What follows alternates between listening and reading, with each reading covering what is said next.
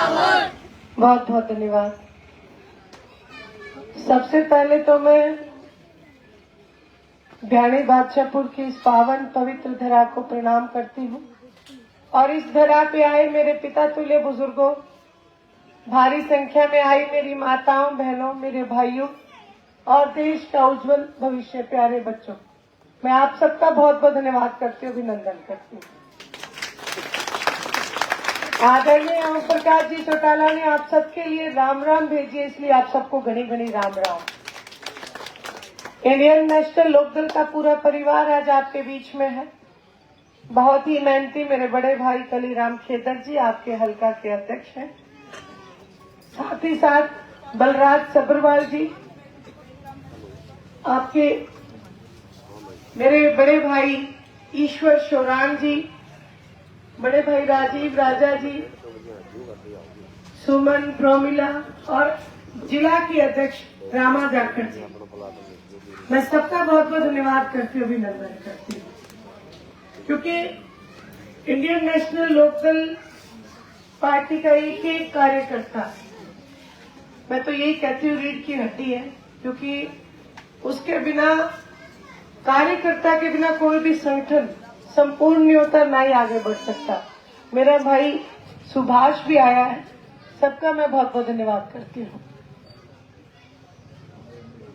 अच्छा, चाचा जी भी आए, उमेश सिंह लांबा जी, तो उनका भी मैं बहुत बहुत धन्यवाद करती हूँ, अभिनंदन करती हूँ। जैसा कि आप सबको पता है कि लोकसभा के चुनाव हैं और इस चुनाव प्रक्रिया में हर एक पार्टी अपने अपने कैंडिडेट को आपके बीच में भेजेगी। हर कैंडिडेट आपसे वोट की अपील करेगा, अपनी अपनी पार्टी के बारे में आपको बताने का काम करेगा, लेकिन निर्णय आपका है, क्योंकि लोकतंत्र की सबसे बड़ी ताकत वोट की ताकत आपके पास है। मैं तो आप सबसे प्रार्थना करने आई हूं, अनुरोध करने आई हूं कि आप अपनी इस ताकत को ऐसी पार्टी के साथ जोड़ो जो आपके वोट का सम्मान करे। ऐसे लोगों को वोट मत दो जो आपसे वोट ले और फिर दिल्ली के दरबार में जाके गुलामी करे। प्रत्यक्ष को प्रमाण की जरूरत नहीं होती। 13 महीने तक किसान और कमेरे वर्ग ने दिल्ली के बॉर्डर पर लड़ाई लड़ी। 13 महीने में आंधी, बारिश, गर्मी, सर्दी, तूफान और कोरोना जैसी महामारी का सामना किया। 750 किसानों की शहादत हुई। पहली बार इतिहास में जो लोग कुर्सी देते हैं, पहली बार इतिहास में उन लोगों ने कहा कि कोई एमएलए, एमपी ऐसा हो अपनी कुर्सी से त्याग पत्र देके अगर हमारे आंदोलन में शामिल हो तो हमारे आंदोलन को ताकत मिलती है। लेकिन बड़ी विडंबना है, 4200 से ज्यादा एमएलए, एमपी हैं पूरे हिंदुस्तान में, इस्तीफा किसी का नहीं हुआ। पिछले प्लान में हरियाणा वासियों ने इंडियन नेशनल लोकदल पार्टी को केवल 1 सीट दी थी। 1 सीट होते हुए जब किसान और कमेरे वर्ग को कुर्सी की जरूरत पड़ी तो उस 1 सीट को भी छोड़ने का काम अगर किसी ने किया तो इंडियन नेशनल लोकदल के आदरणीय अभय सिंह जी चौटाला ने किया। आप खुद सोचो कि आपको भूख बहुत जोर से लगी हो और थाली में 1 ही रोटी हो, उस 1 रोटी को भी छोड़ने का अगर काम किसी ने किया तो अभय सिंह चौटाला ने किया। पूरी पार्टी,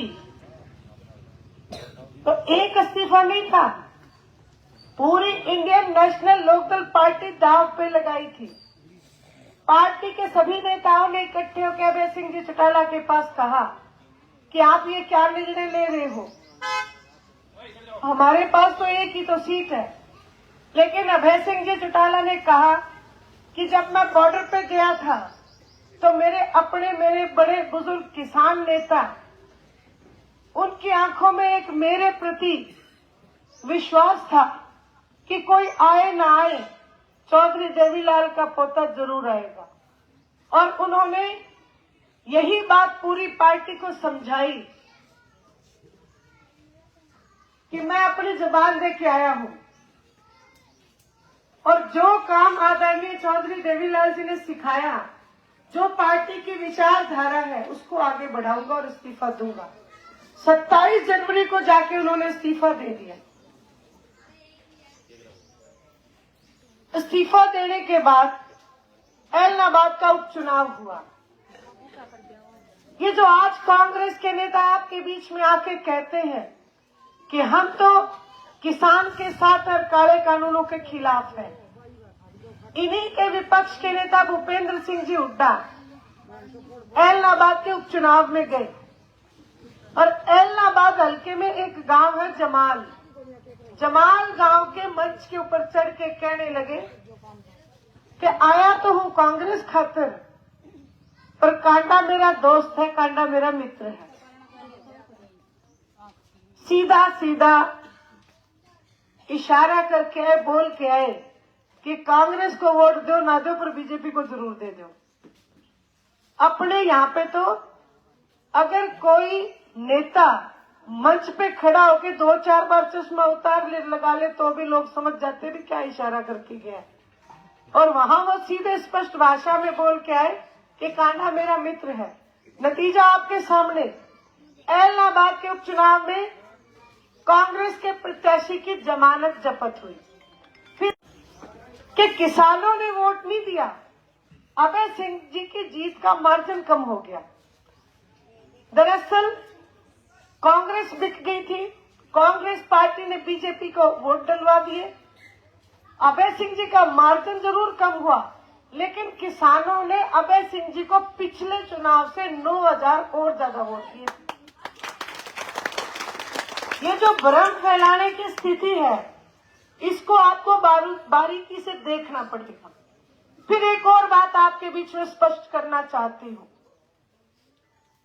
जो 13 महीने हमने लड़ाई लड़ी है, ये कानून लागू बीजेपी ने किए, लेकिन इनकी पटकथा लिखने वाली कांग्रेस पार्टी है। आप लोगों को याद होगा, मनमोहन सिंह जी देश के प्रधानमंत्री थे। उस समय 6 दिसंबर 2012 की आप लोकसभा की कार्यवाही निकाल के देखना। एक बहुत अच्छी बात है, आजकल सोशल मीडिया पे हर चीज जिंदा रहती है। जिस दिन आप 6 दिसंबर 2012 की कार्रवाई निकाल के देखोगे, आपको लोकसभा में दीपेंद्र सिंह हुड्डा, उस समय सांसद थे कांग्रेस के, दीपेंद्र सिंह हुड्डा ने कहा कि ये अगर कानून हरियाणा में लागू हो जाए तो किसान के खेत का आलू 2-2 फुट का हो जाएगा। उस समय सुषमा स्वराज भी सांसद थी। उन्होंने खड़े होकर दीपेंद्र सिंह हुड्डा को टोका और ये बात कही कि दीपेंद्र जी, आपको कृषि का ज्ञान कम है। किया तो कैमरा फिर भी 2 फुट के हो जाए, आलू 2-2 फुट के नहीं हुआ करते। ये ऑन रिकॉर्डेड बात है। बात ये नहीं कि किसने क्या कहा, अब सोचने की बात यह है कि उस समय ये कानून क्यों नहीं लागू हुए। उस समय कांग्रेस पार्टी क्षेत्रीय दलों के बहुमत से सरकार चला रही थी और क्षेत्रीय दलों ने अपने अपने राज्य में यह कानून लागू करने से मना कर दिया। इसलिए हम 2012 में बच गए, हमारे ऊपर ये कानून नहीं लगे।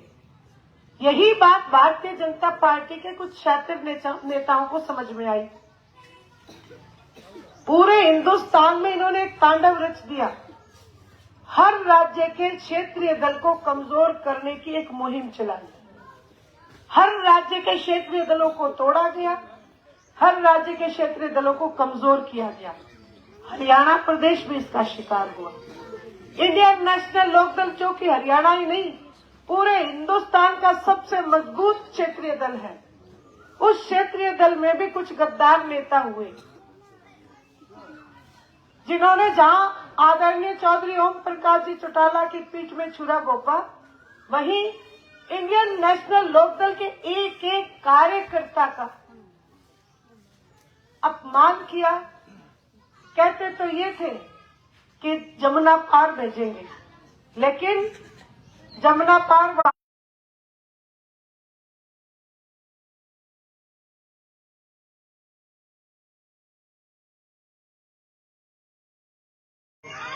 कि जे दुष्यंत इस्तीफा दे देता।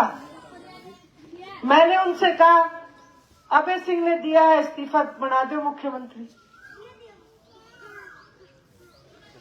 कहने की बात यह है कि जो आपके साथ खड़ा है आप उसकी सोचो। ये जो लोग आपके बीच में भ्रम फैलाते हैं, इनसे बचना जरूरी है। और फिर कांग्रेस का इतिहास तो मैं आपको एक ही शब्द में आपके पास निचोड़ आ जाएगा। आप सबके क्षेत्र में कांग्रेस इतिहास है ना, ये हमने नाम क्यों रखा था? तानाशाह सरकार रही है। कांग्रेस पार्टी ने भी किसान विरोधी नीतियां बनाई है। इसलिए जहां कांग्रेस काले कानूनों की पटकथा लिखने वाली है, वहीं भारतीय जनता पार्टी तो अब पनपी है 9.5 साल से, और इन्होंने अपना रूप आपको बहुत जल्दी दिखा दिया। 9.5 साल में हर वर्ग ने आंदोलन किया है।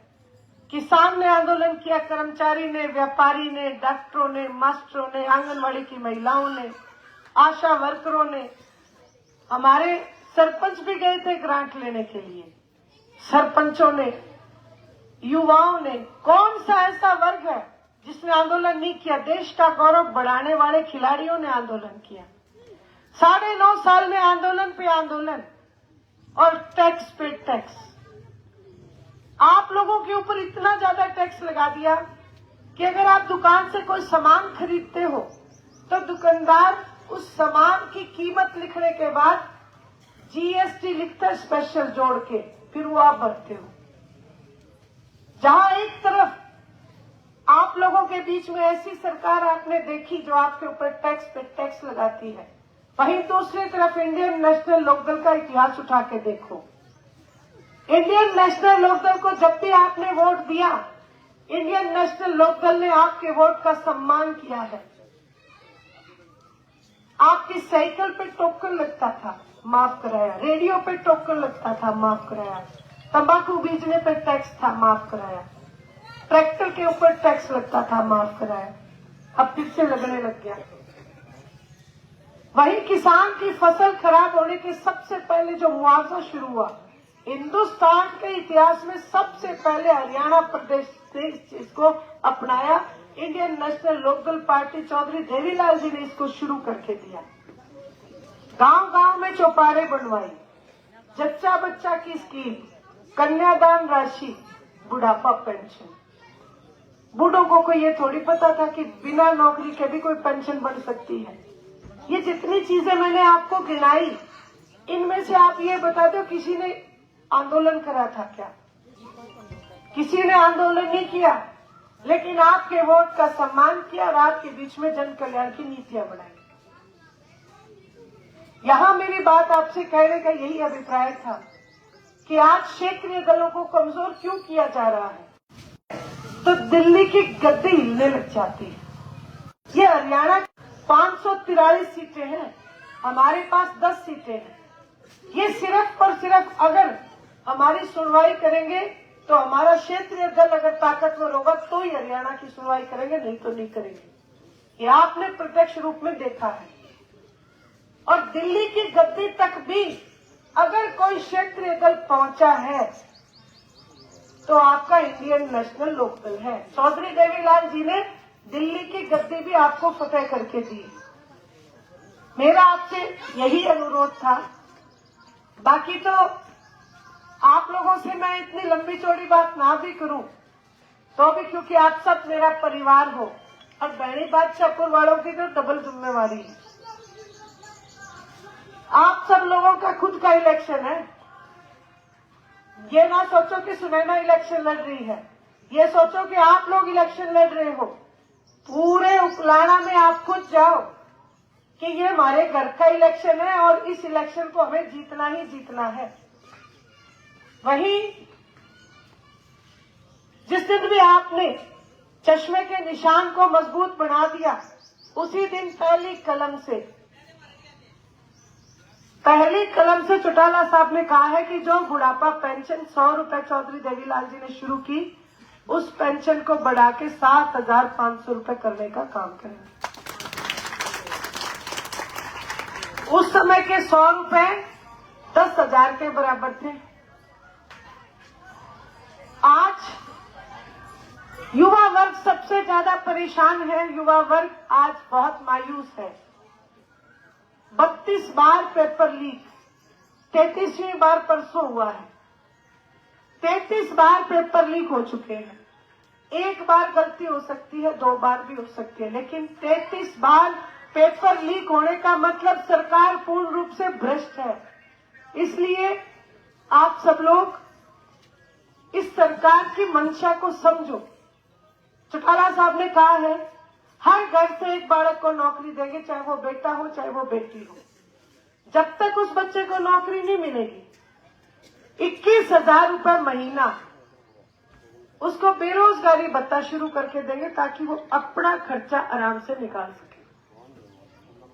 वहीं जो माताएं बहनें हैं, मैंने एक बात कही कि टैक्स पे टैक्स, क्योंकि मैं भी रसोई चलाती हूँ। रसोई का खर्चा 10 गुना ज्यादा बढ़ गया। महिला शक्ति को इस महंगाई से लड़ाई लड़ने के लिए अभय सिंह जी चौटाला ने कहा है कि महिला पेंशन शुरू करेंगे। जैसे चौधरी देवीलाल जी ने कानून बना के बुढ़ापा पेंशन शुरू की, महिलाओं के लिए भी पेंशन शुरू करेंगे, वो भी कानून बना के। हर महिला को हर महीने एक गैस का सिलेंडर भरवा के इसलिए कहती हूँ क्योंकि कई मेरी चाची ताई पूछती हैं, बेटी सिलेंडर खाली देगी भरोड़ा देगी, तो मैं उनसे कहती हूँ खाली बात करना तो नरेंद्र मोदी जी का काम है। आदरणीय ओम प्रकाश जी चौटाला ने हमेशा ठोस बात की है, इसलिए सिलेंडर आपको भरवा के देंगे। साथ में 1100 रुपए हर महिला के खाते में देने का काम करेंगे, ताकि इस महंगाई के जमाने में वो अपना चूल्हा चौका चला सके। ये बात देख लो, इतनी तेज ताली पहला बाजी। दो योजना मैंने बताई थी, बुढ़ा ने भी कौन बजाई, मेरे लिए बहन देखो कितनी तेज ताली बजाई, क्योंकि वाक्य में ही महंगाई के बोझ से महिला आज बहुत परेशान है। इसलिए आपसे अनुरोध और प्रार्थना है कि चश्मे के सामने का बटन दबा देना, ताकि हरियाणा प्रदेश मजबूत हो सके। जब मैं ये बातें कहती हूँ तो प्रेस रिपोर्टर पूछते हैं कि आप ये कैसे कर दोगे। मौजूदा सरकार तो फैमिली आईडी के नाम पे बुढ़ापा पेंशन काट रही है और युवा बच्चों को रोजगार नहीं देती, कहती है कि हमारे पास तनख्वाह देने के लिए सरकारी खजाने में पैसा नहीं है। तो आप ये कैसे कर दोगे। मैं उनसे एक ही बात कहती हूँ कि जिस समय चौधरी देवीलाल जी 100 रुपए बुढ़ापा पेंशन, 10-10 हजार के कर्जा माफ और कन्यादान राशि की बात किया करते थे, तब भी विपक्ष ऐसी बातें सोचता था। जिसको राज चलाना आता है उसको ये भी पता है कि ये स्कीम कैसे लागू करनी है। इसलिए आप निश्चिंत रहो। अभय सिंह जी चौटाला के लिए पूरे हिंदुस्तान में एक बात बहुत मशहूर है कि वो जबान के धनी है। जो बात आपके बीच में मैंने कही वो सारी बातें पूरी करेंगे। एक बात और रह गई थी, ये फिर से ताली बजाएंगे, क्योंकि हम जब परिवर्तन यात्रा के लिए निकले तो महिलाओं की एक समस्या सामने आई। महिलाएं गांव में सत्संग करती हैं, लेकिन वो सत्संग करने के लिए या तो किसी मंदिर में जाती या किसी के दरवाजे में बैठती हैं। इसलिए अभय सिंह जी चौटाला ने निर्णय किया कि आप अपना राज बनाओ, हर गांव में एक सत्संग भवन बना के देंगे, ताकि महिलाएं वहां बैठ के भजन कीर्तन कर सकें। अब आपसे लास्ट एक बात और पूछ लेती हूँ, मेरा इलेक्शन लड़ोगे कि नहीं लड़ोगे? हाथ उठा के बता दो सारे, मेरा भी जीत थे।